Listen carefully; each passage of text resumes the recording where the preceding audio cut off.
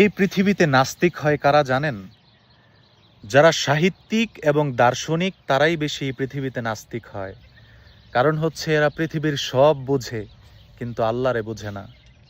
এই পৃথিবীর সব নিয়ামত এরা দেখে কিন্তু এই নিয়ামত কে দান করছে সেটা এরা বুঝতে চায় না। আল্লাহ তাআলা কোরআনুল কারীমের মধ্যে বলছেন, ওয়ালাকাদ কাররামনা বানি আদম ওয়া হামালনাহুম ফিল বাররি ওয়াল বাহর ওয়া রাযাকনাহুম মিনাত তাইয়্যিবাত ওয়া ফাদ্দালনাহুম আলা কাসীরিম মিম্মান খালাকনা তাফদীলা। সুবহানাল্লাহ। আল্লাহ পাক বলছেন, ওয়ালাকাদ কাররামনা বানি আদম, আমি বনি আদম তথা মানুষকে এই পৃথিবীতে শ্রেষ্ঠত্ব দিয়ে বানিয়েছি, পাঠিয়েছি।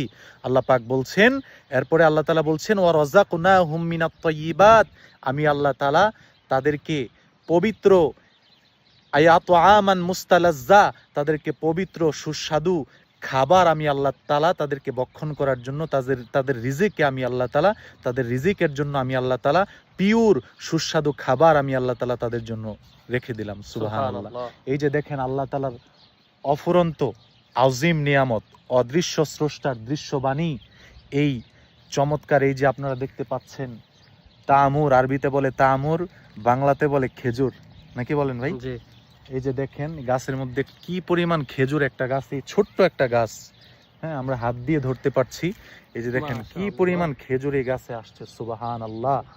এই নিয়ামত গুলা দেখলে এমনিই তো আমাদের অটোমেটিক মুখ দিয়ে সুবহানাল্লাহ, আলহামদুলিল্লাহ, আল্লাহু আকবার বের হয়ে যায়।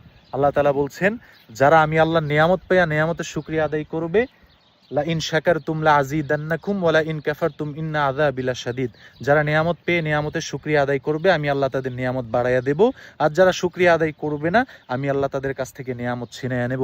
এই জন্য আমরা সবাই সর্বোপরি সব অবস্থায় আমরা আল্লাহ তাআলার শুকর গুজার করব, সব সময় সুবহানাল্লাহ, আলহামদুলিল্লাহ, লা ইলাহা ইল্লাল্লাহ, আল্লাহু আকবার পাঠ করব ইনশাআল্লাহ।